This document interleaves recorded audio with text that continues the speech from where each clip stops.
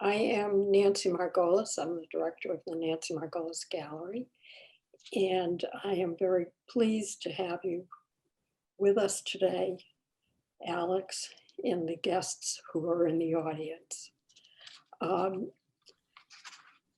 This is Alex's first solo show at the gallery, and so we're particularly pleased that we can share and celebrate that with him. Alex, the first solo show is titled Passages, and you'll hear more about that during the talk. The exhibition comprises 11 oil paintings, and it opened November 2nd in the gallery's online viewing room, and it will continue through January 7th. And to give you a little more about his personal background and professional, Alex was born in 1978. He lives and works in East Falls, Philadelphia. He received his BFA in painting and printmaking in 2008 from Virginia Commonwealth University in Richmond, Virginia. His work has appeared in solo and group shows throughout the US, including the Woodmere Art Museum in Philadelphia.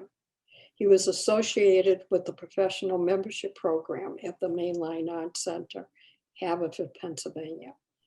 Today, Griffin's paintings are included in many distinguished private collections in the US and abroad. And I just want to give you some notice about this. We have a beautiful catalog that Lilian Thorpe designed, and it's been published and is available for purchase. So if you would like a catalog, you don't have a lot of them, so don't hesitate to wait because they'll be gone. If you wish to purchase it, just contact Lilian. Well, at this time, I am more than pleased to introduce painter Alex Griffin and Associate Director of Nancy Margolis Gallery, Lilian Thorpe, who will moderate today's conversation with the artist. Lilian, I'm going to let you take over from here. Sounds good. Thank you, Nancy. Hello, I am Lilian Thorpe. Today, I will be conversing with Alex Griffin about his work as we look at each of the paintings included in his solo exhibition, Passages. At the end, there will be an opportunity to ask questions or make comments. Feel free at any point during the conversation to type a question or a comment in the chat box, and I will read it aloud. You can also click the raise hand icon, and I will call on you during the question and answer period. All right. Let's begin. Alex, I thought we could start by talking about your process. Atmosphere is really important in your paintings. Your surface textures give the impression of atmospheres that are not just seen, but felt. What tools do you use in your studio, and how do you create these rich textural surfaces? With a lot of works, I will start out with a thin layer, kind of using a gesso brush just to give a painting something to work with. And maybe a couple more layers like that with a new gesso brush, so it's not, the mark making isn't kind of all over the place. And then I might use a palette knife mixed with a lot of wax. I mix oil and wax together, and that could come across the panel as well. And then I will start working with some type of image that's usually a house. Mm-hmm. And then at that point, something will form, and I will use kind of all the tools that I have, which often are really dirty, kind of beat up brushes. And you can see that here with a lot of the mark making. I just don't take care of my brushes, generally speaking, and they end up really, because of the wax gets mixed in there. And I really like the texture that creates. And And Yeah, then, it shows a lot of physicality. Sorry to interrupt, but oh, that's sure. one thing that I think helps create the moods is they're so gestural, and I notice a lot of, physicality in your brushwork. Yes, it kind of creates a bit of a struggle or an atmosphere of like a push and pull, the physicality. Yeah, and then I'll come in and I'll do some scraping with other tools, even like a pen or and then I use little oil pastels to come in at the end with details. I mean, it's always different, but I do love the physicality of the paint. Right. And you used the oil pastel to create those turquoise accents in this painting. Is that right? Yes, at the very end, I kind of sat back and looked at, if you can, like the little row of homes, and I saw this little figure here kind of pop out, and I worked on that, and then at the very last thing, I added the little window. Got it. I wanted to just, if it's all right for me to get in. Sure, Nancy. In the conversation. One of the things that I have found interesting about artists when I first started looking at painting, that they don't just do a painting and from beginning to end and that's it. That they very often put it aside and come back to it, put it aside and come back to it. And I think that you did mention, I read something that you said in the catalog, I believe it was, that the paintings that you work on, that sometimes it's years later that you come back and do what you feel is finishing them. So I just thought that was I think, yeah, that's an interesting point. And I think in this painting in particular, Roxborough Violet, you came back to this one after a while. Is that right? Mm-hmm. Yeah, this is a great example. I started this in the winter. It's one of the few paintings in the exhibit that is not from a photograph. It's kind of from a memory of my walks around my neighborhood. Anyway, so I started it in the winter and left it alone in the corner of my studio because I felt it just wasn't working. I got kind of frustrated. And then in the springtime, I kind of saw it and brought it out and brought in the foreground, the greenery. So to me, it feels like it's kind of two seasons in one painting. Kind of has like a low winter sky, I like to say, and then like a more springtime feeling in the beginning. So it's a good example of a lull between working periods. One thing that I notice in this painting, but it's also a recurring motif in I think most of your work, is this really interesting duality between lightness and darkness. And I mean that not just in terms of color, but also mood. Your paintings always feel, they have a sense of being inviting, but also mysterious at the same time. And could you talk about your color palette a little bit, maybe particularly in this one with that violet square right there? Mm-hmm. Sure. I think my natural instinct and what I'm very comfortable with is kind of a muted palette. But I often, to make a painting feel more alive, I will often add like a little bit of a color like this, a little violet color, and that was also kind of added at the end. Mm-hmm. And I feel like it brought out something in the painting that was really missing without it. Mm-hmm. Yeah, absolutely. I feel like that inclusion of that little violet square just completes the whole painting. It really pulls it all together. I want to read just an excerpt of your artist statement that you wrote. You write, "I'm drawn in by the beauty of old buildings, the secret history left within the structures, and the people who previously or currently inhabit them." And indeed, many of your paintings include old structures and or figures. And I wondered if you could talk about where you find these buildings. Are they existing structures around Philadelphia, or do you look at photographs, or how do you pick out these figures in these buildings? I have a lot of sources, and I almost always work from photographs. And that could be from the internet or my own photographs from walking around, mainly Philadelphia.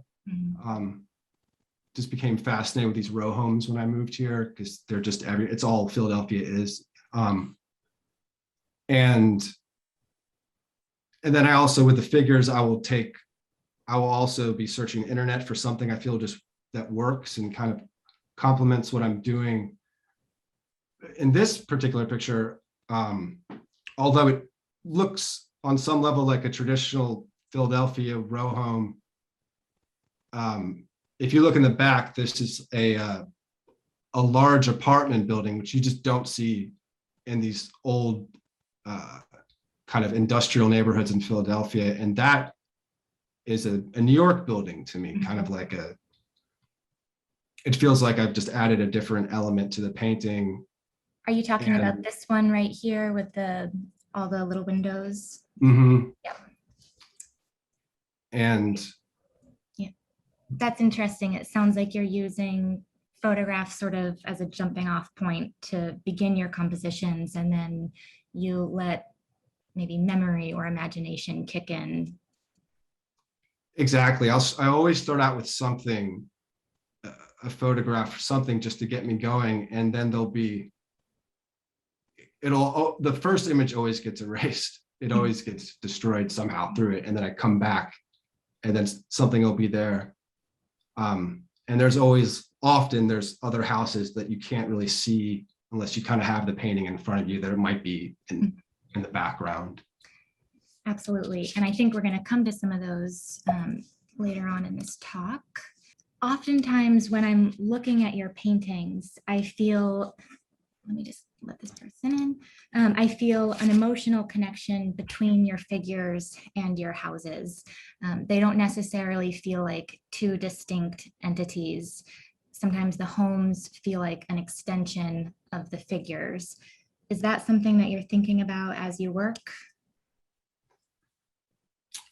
Well, this is an interesting example of what I don't think of the figures as being separated from the home. I titled this one Roanoke because it was kind of like a hazy memory of driving in Virginia to North Carolina, and Roanoke's kind of in between. An in between area, and in these rural areas, and especially in Appalachia, you see these kind of just broken down older houses that have fascinated me since I was a kid. And then you kind of always, you start to wonder why the house was, what happened there, like who lived there, why. And I think of this couple as part of the house. Spirit of the house, not necessarily apart from it.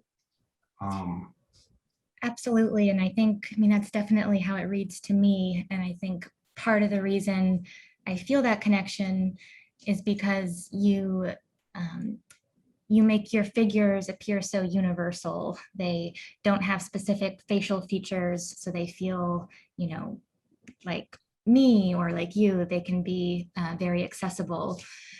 Which I think is such an advantage of your work. And it really allows me as the viewer to maybe put myself into them. And then just, again, I'm looking at them and I'm thinking, are they looking wistfully or longfully at this house? And it sort of humanizes the house as well. It's just a really interesting back and forth between your figures and the structures. Yeah, houses have personalities, so it could be humanizing the houses, Yeah, absolutely. Your paintings are a really engaging balance of abstraction and representation. I love how you capture the mood and the essence of a figure or a home in broad brushstrokes or marks, but then you render in much greater detail more obscure subjects, for instance, graffiti or etchings on a wall, or maybe a flower pot inside of a window.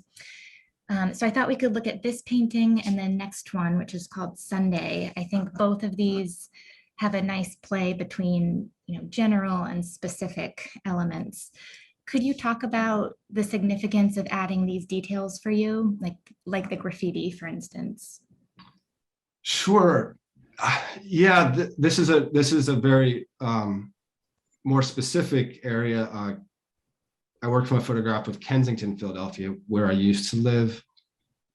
And I always want to use graffiti or marks that I see in the city. That's something I don't find just randomly on the internet. It's always something I want to use. And so the woman in this painting, to me, feels like she kind of feels like someone from maybe the 19th century. Mm-hmm. And I enjoy playing with time in a sense. So when you have modern day graffiti and a character that could be from the 19th century, there's a little bit of confusion that takes place, which I like. Mm-hmm. It's not as, it makes you confused, which it creates a really intriguing ambiguity of time. I like that, as you said, the figure might make you envision one time period, but then the graffiti on the wall sort of brings you back to the present. And another thing that I love about your mark making and your inclusion of this graffiti in the background is it's another clue of someone having been there. It's a secret history. That wasn't naturally made. Someone used their hands to create those marks. So even though we can't see that figure, it's sort of hinting at someone who came before. And I think that's super interesting. Yeah, I like, that makes sense. Mm-hmm.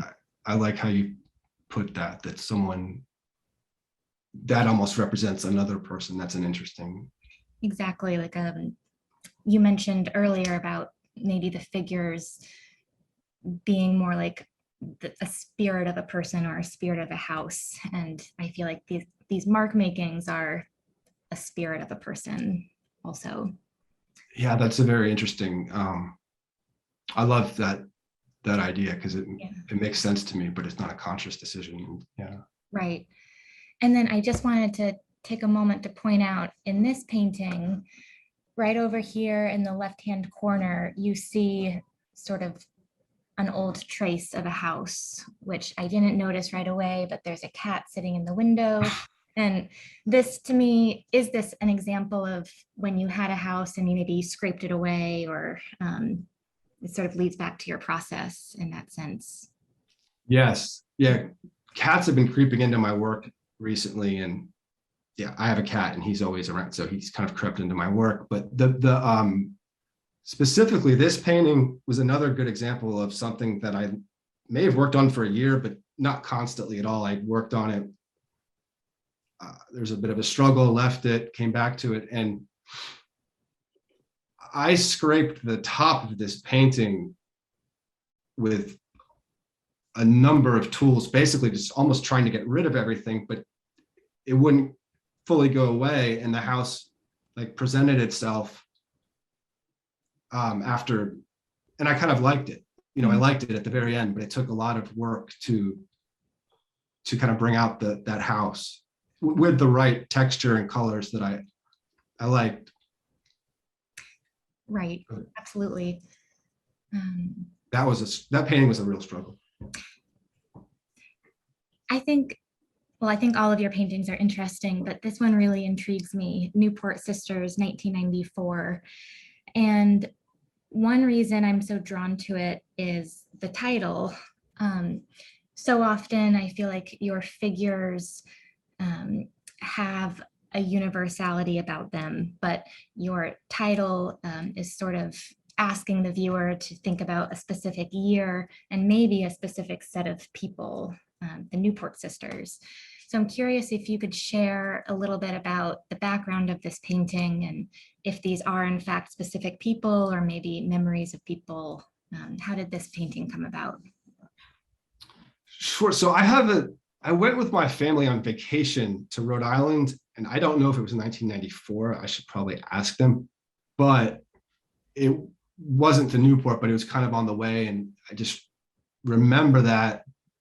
And I was thinking of kind of after I finished the painting,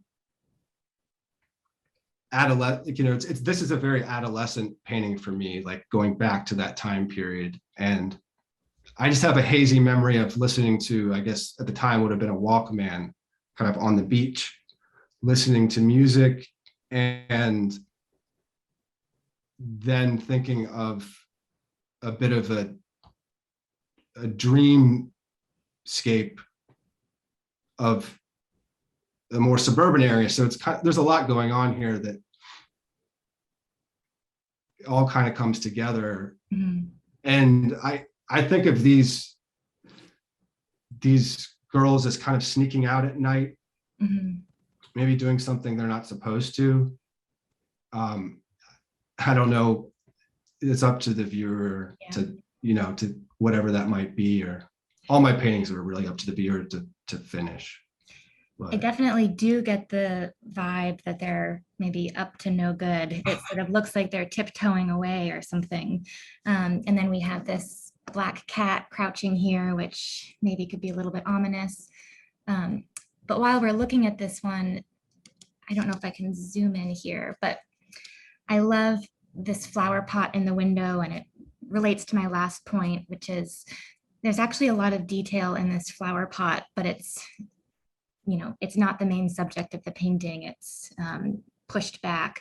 And I like how you draw attention to those small details when arguably the subject of this painting, the figures, are anonymous and their hair is covering their faces. And I just love that push-pull of general versus specific. And my last point about this painting is more of an observation. It reminds me of Roxborough Violet, which we just looked at a few before, in that there's again sort of a duality of lightness and darkness. I like how this painting appears to have a night sky, perhaps with a moon, and then the foreground feels very, to me, like cast in sunlight, and you have these girls walking in bikinis. So I really like that contrast. I think that's the dreamlike element that this painting does kind of create the atmosphere you're talking about. Totally, yeah. I'd love to talk about two paintings sort of at the same time, Passages and Corridor White Tree. These paintings stand out to me as feeling more lyrical and maybe dreamlike than some of the other paintings we were just looking at. They also introduce really bright, vibrant colors that aren't in the color palette of the rest of your exhibition. So I was wondering if you could talk about these two works and if you approached them differently than the other paintings we were just looking at. I did. Corridors was the first one that I worked on.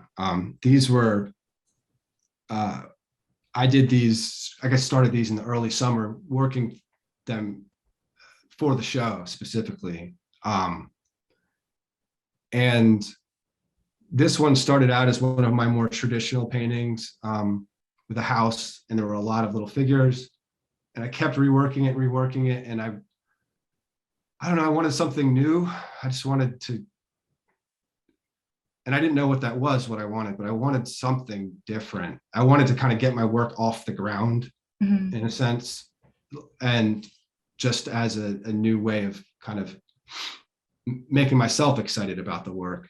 And one night after working on this painting, I just covered the whole thing in pink. like, which this was late at night. I don't usually paint late at night. This might have been 2 a.m. So it's probably a decision I may have not made, in the afternoon, but I just covered the whole thing in pink essentially. And then on the sides, I did I wiped away with a rag to bring back what was there. Mhm. And I stepped back for a while and added the figures, and that gave it a sense of movement, kind of bringing it off the ground. Mhm. And then the next day when I went into my studio, I was like, wow, what did I paint? That, was kind of, but. Right. So do you envision, or do you see these figures as literally being lifted off the ground and floating? I mean, that is how it reads. Yes, it is. It's more literal than most of my work in that sense. Yeah. It's a conscious decision to have them moving. Yeah, this painting, there's a painting behind this that might have been 3 years old that I just also covered over with a lighter pink and purple, which I don't usually use. Mhm. And I don't know if everyone can tell, but there's also a boat that is in this painting, and Right here. yeah, and that also kind of symbolizes movement. And I look at a lot of folk art, Mm. and it's looking at some American folk art, and some of these boats really stood out to me. Mhm. And I was influenced by that at the time I was making this. And Yeah. And you titled this painting Passages, which is also the title of your entire exhibition. And I sense, the theme of passages in all of your work, whether it's, the physical journeys of your figures, or sometimes you include a road, which is, a literal passage. But in this one, I get a much more sort of non-tangible sense of passages. And it also, to me, maybe it's the dreamlike quality, but I sort of think of multiple passages happening simultaneously in time. Like I think of the past and the present sort of coexisting, and also, this passage of the figures moving upwards. And then, as you said, the boat coming in. I love looking at this painting, knowing that the title is Passages, and I feel like I can continuously come up with, more ideas of passages taking place within this painting. It's very interesting to hear that there's more passages in the painting. Yes. Than. Okay. June's Flowers is a really interesting painting. It's the only still life and the only interior scene in your show. I wondered if you could just talk a little bit about this process. It was made a little bit earlier, 2019. Were you doing more still lifes at that time, or more interior scenes, or how did this come about? I was. This is a smaller painting. It was made in the winter. I remember I was as a gift, I got a large Matisse book, Bernard book, and a Viard book. And I don't think I would have been looking at interiors if I didn't have these books laying around. And I know this painting doesn't look like the color scheme, and that doesn't feel like a Matisse painting, but I was really influenced by those artists when I was making this. Was almost trying to make a Matisse or one of those Viards. When you see the character, there's one specifically where there's a woman who's in the wall to a degree, not to the degree that this woman is, but and when I step back and look at this, there's also other influences in this, and film is a big influence on me, and that's why I think a lot of my work is flat. And I really was thinking, kind of towards the end of making this, it reminded me of Through Glass Darkly, which is one of my favorite films, and Ingmar Bergman film.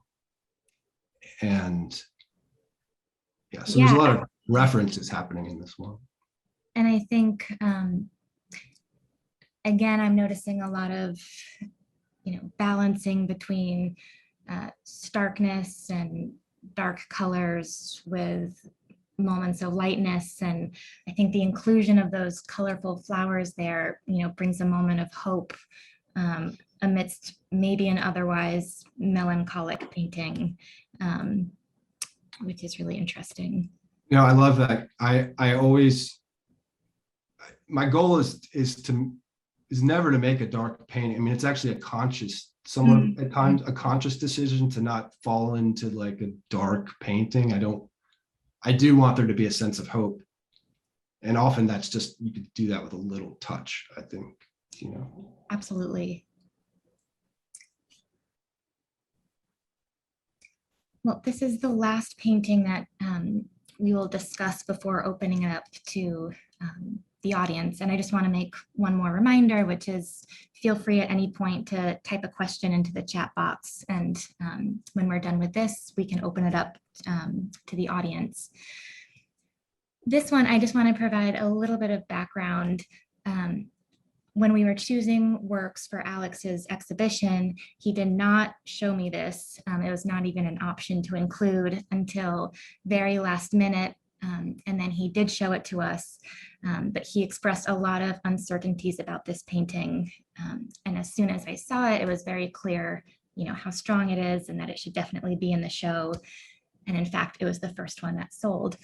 But I thought it would be interesting to talk a little bit about uncertainties that artists feel when in the studio. And I know a lot of artists watch these talks. I'm always intrigued to hear other artists talk, vulnerably about their process or maybe creative anxieties. So I invite you, if you'd like, to just say a few words about maybe what you are hesitant about with this particular piece, or maybe in general in the studio. Sure. Yeah, my process is it's mostly failure, and for a month or 2 months or week, and then finally it'll feel like a success to me. Yeah. Well, not all my paintings, but the ones that I would show you, for example. Right. But yeah, I don't know. With this one, I used to work a lot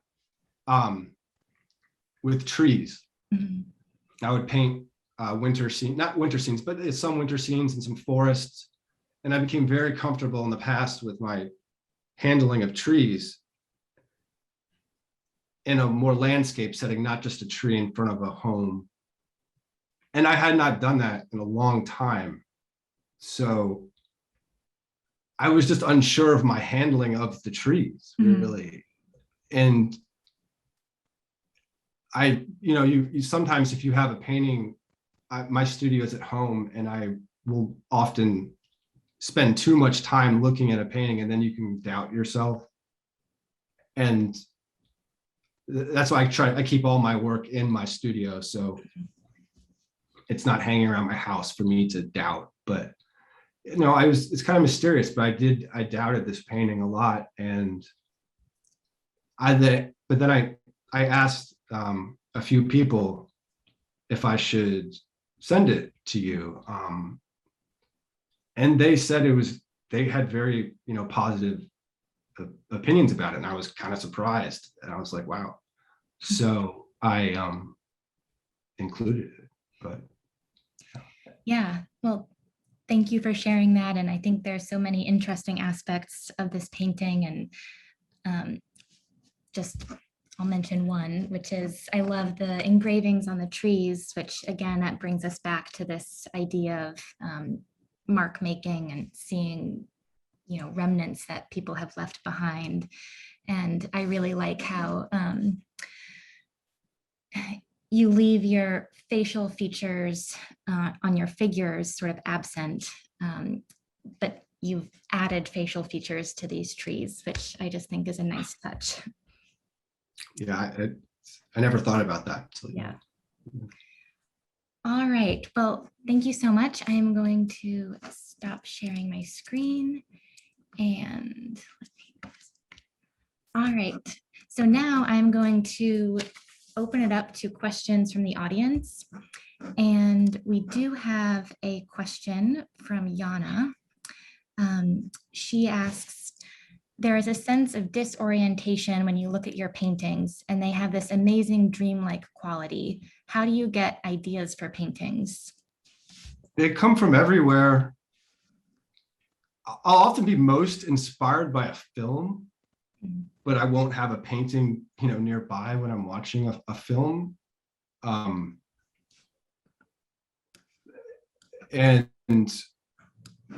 But when I'm in the studio, I will maybe have searched for a film still from the film I was watching. I specifically remember there's a film called There Will Be Blood, which really resonates with me. And I made a painting of a film still of that a while back, and that was a good example. But the music I'm listening to in my studio can be very influential, and there's so many artists that I look at and are incredibly influential to me. But a lot of it's just art in general. All the arts really kind of influence me. I think you mentioned to me once that your first art book ever was an Edvard Munch book. Is that right? Yeah. It was. I believe my mom gave it to me. I was young. I was like a young teenager, so I didn't fully understand it, but there was something to it that kind of hit me a bit. And then there was another experience where I was lucky enough, there was a de Kooning retrospective in DC when I was a teenager, and I went to see that. And I was blown away. I was like, I couldn't believe, I didn't understand it either because I was a teenager, but it kind of blew me away that this was painting, so there's two quite different things, but they were influential. Yeah, absolutely. Does anyone else have any other questions or comments? I have a question. Sure, go ahead, Nancy. Unless you had somebody else who was. I have a couple questions lined up, but let's hear yours first. Well, do you consider yourself an abstract painter? In a way, I feel all of your painting is abstract, but I'm just wondering what you thought. That's a really interesting point. I haven't talked about that, but I started painting in my early 20s, and I was an abstract painter before I did anything figurative. My biggest influences were like the abstract expressionists. There was something romantic about them. And I still even feel like I can see Rothko in some of my homes. The three color, but I was an abstract painter, so that's kind of the basis for what I do in my earliest influences, and specifically the American abstract expressionists. Absolutely. We have a couple questions coming in. This one is from Amanda, and it's sort of a two-part question. She says, you said you want your pieces to have an element of hope, and I'm wondering what role darkness plays, if any. Is it something you consciously incorporate? And then she also added, I would also love to hear more about those recurring, very faint, ghostly figures in the skies. Sure. I think the darkness just comes out, unconsciously. It's more like something I'm trying to get out. It's always there. I guess it's always going to be there with my paintings. That's just something that naturally is usually there as the first part of what I'm doing.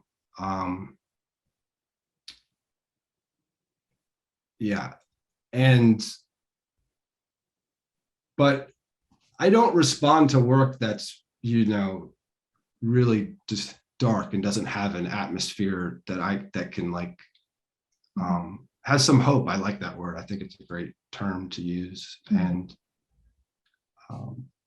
but as far as the ghost-like figures, particularly, I think the etched ghost-like figures that we see floating in your skies, sort of in Winton Street, for instance. that's a new thing, and I don't relate it to sickness necessarily, but it started during COVID. I started making these little figures in the sky, and specifically in a lot of my drawings, they started, and I don't know. It's just and I also wanted to do something different with my skies. I wanted to add something to them, and those little spirits or whatever they may be, ghosts in the sky, just kind of the etchings started to appear. Got it. I'm going to read a comment and then a question. This comment is from Lorraine. This is just an observation rather than a question. In the course of your talk, I wondered if you ever consider pushing the monochrome aspect of your painting, and then it appeared. In the last 2 slides, I found these 2 the most satisfying. So June's Flowers and Rittenhouse Square. Oh, you mean push? Yeah. Yeah, and I think, it's interesting that those works can feel heavily monochromatic, but still really atmospheric and textural. And in June's Flowers, you have those pink flowers, which just, as we talked about, bring hope. Here's a question. Robert asks, can you talk about the function of mystery in your work? Yes. Well, that just, the term mystery brought up, the famous De Chirico painting, Mystery and Melancholy of a Street. That's a really I still don't know what's going on in that painting, and I don't necessarily want to. And I don't want to know what's going on in my paintings necessarily. So they're a mystery. They're a mystery to me. So I love hearing what other people say about them. And other people can finish them. And but yes, I never start out with, oh, I'm going to paint this, I want it to feel this way. I respond to mystery, and so that's 100% true. Yana asks, does spirituality tie into your work in any way? Yes, I would say so. I don't attend any, church, but I did growing up. So it's something is with you, I think, no matter what. I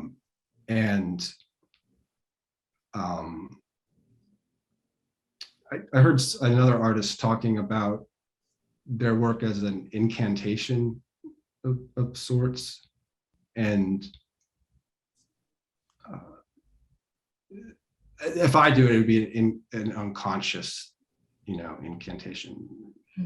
So it actually does, but it's just because it's going to be with me forever, because I grew up going to hearing a sermon, so it's in my head. Another question is, do you ever get inspiration from books, George Saunders, or maybe, non-art books? Yes, specifically on, I think you and I talked about this on June's Flowers. It really, I don't know if it's fully influenced, but the short story, I believe it's The Yellow Wallpaper by Charlotte Gilman, is that painting that started, that really felt that, it felt so tied to that short story. And I do read a lot, but I wouldn't say reading plays as much of a part in my work as visual media. Yeah, and that sort of made me think, I don't think we talked about it in this talk, but you've extensively studied American history. Is that right? So yeah, I wonder if, history books also, or thinking about history plays a role. That's yeah. Well, I almost forgot about that. Yeah, that's as far as yeah. Yeah, so I went to school in Richmond, which the Civil War and earlier, it's just around you. You can't avoid it. And I studied history in college along with art and specifically American history. And that's why you might see a lot of little figures like of folk art figures might pop up in some of my work. And being on the East Coast, I grew up in Virginia and I live in Philadelphia. It's, for America at least, there's so many historical structures, and I'm drawn to older environments. And I've never really been able to make successful work when I've lived in newer homes. Mm-hmm. I've only been able to make work that I enjoy when I'm in an older environment. Mm-hmm. So. Amanda asks, do you carry a sketchbook when you walk around the city or when you travel? When I travel, I do, but I often don't use it, but I always have an intention of using it. And when I walk around the city, I do a lot of walking in the Wissahickon, which is a park nearby, and then up into Roxborough and East Falls. I always have my phone with me, and I'm always taking pictures all the time. So like all the graffiti and the mark making on the trees is all real graffiti. I've seen that little smiley face. There were all these smiley faces that kept popping up in the woods, and I didn't quite understand, like spray painted. So I guess that's my form of a sketchbook, but yeah. This is another comment or observation.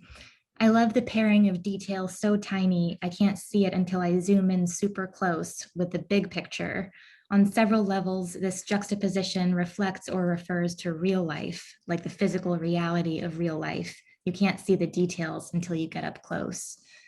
I think that's really interesting, and that's definitely something that I'm super drawn in by with your work.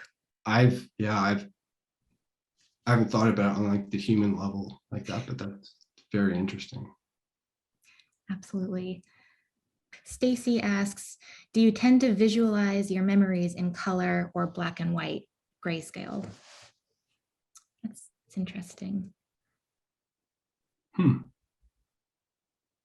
I don't know. I guess grayscale, interestingly enough. I think I don't have vivid, colorful neon memories or dreams. So I think grayscale. Maybe that comes out in my work. I have another question, actually, which is, most of your paintings are squares, and sometimes I hear from artists that that's actually a very difficult ratio to work with, but it's interesting that it's sort of your go-to. Has that always been the case, or what do you like about working in a square format? I remember when I was in my 20s, I'd go to the art store and they would have these square paintings. I mean, square, you could buy, square canvas or something. Mm-hmm. And they're really expensive for some reason. I don't know why at the time, so I didn't get them. But I was always been intrigued by working on a square because, like you said, most people work on a rectangle. Mm-hmm. And I got some panels that were squares, and it all kind of started to make sense for me. And I do a lot of drawings that are rectangle, that are, vertical. And I often will cut it into a square because I'm so used to making a square now that when I'm finished with the work, I'll cut off the edge so it feels closer to a square. So that's really interesting. One technical question: how and why do you use wax? So I love cold wax is what I use. I mix cold wax with my oil paints. And it really slows, if you're mixing it, it really slows it down. The actual spreading of it over the canvas, or the panel. And then you can build a real thickness with it. And it's almost sculptural, really, if you want it to be. It can also be transparent if you want it to be, if you use a small amount of it. It has a lot of really interesting qualities, and it dries quickly. It dries quicker than if you're using other mediums.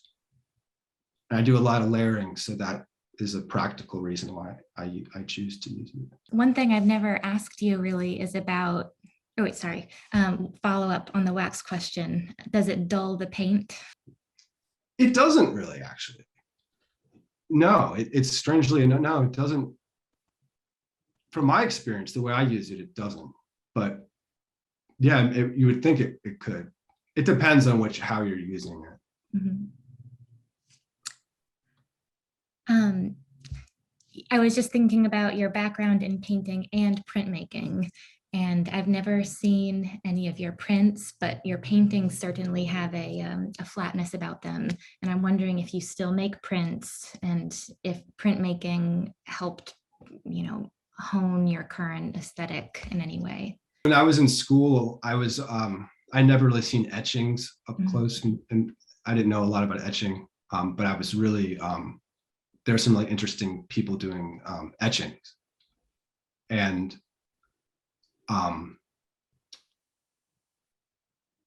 kind of, when I see work, I like to see work that is a bit, it could look like a printer, it could look like a painting, and I like the idea that my painting could look like an etching of sorts. But no, I'm not doing any printmaking techniques right now. I'm just concentrating on painting. Another question, have you spent any time in Europe? I would love to see if or how the history there might influence your work. I have. Not a ton of time, but I went to Berlin for a summer, and that affected me for certain. Just the it's kind of an ugly city.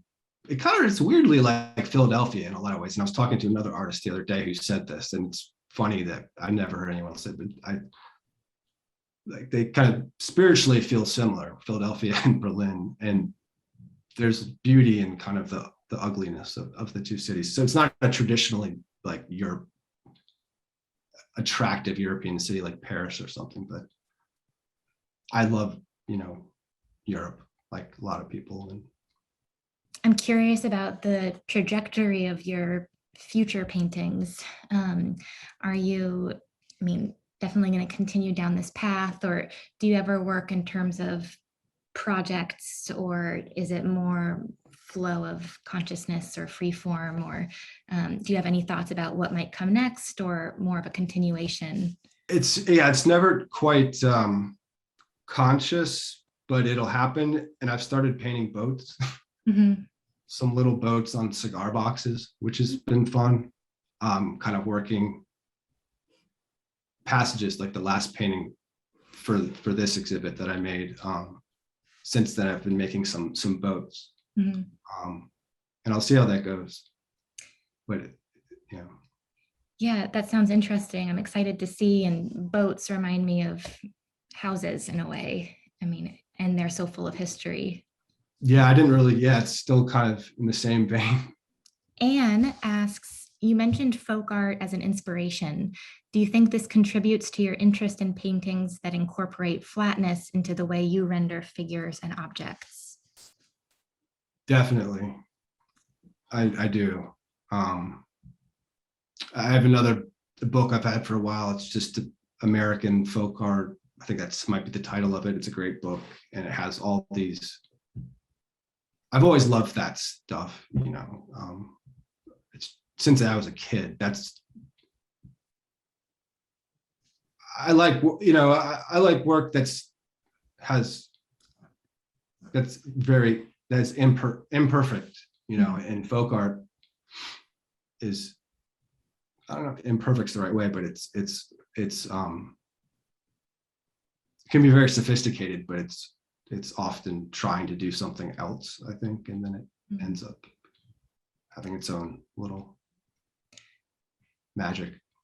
And I think you and I, Alex, talked specifically about the painting Sunday and how that sort of reminded you of different folk art paintings and the outfits that you had your figures wearing, sort of the top hat and the white dress. It looked reminiscent of an older time and perhaps reminiscent of some folk art.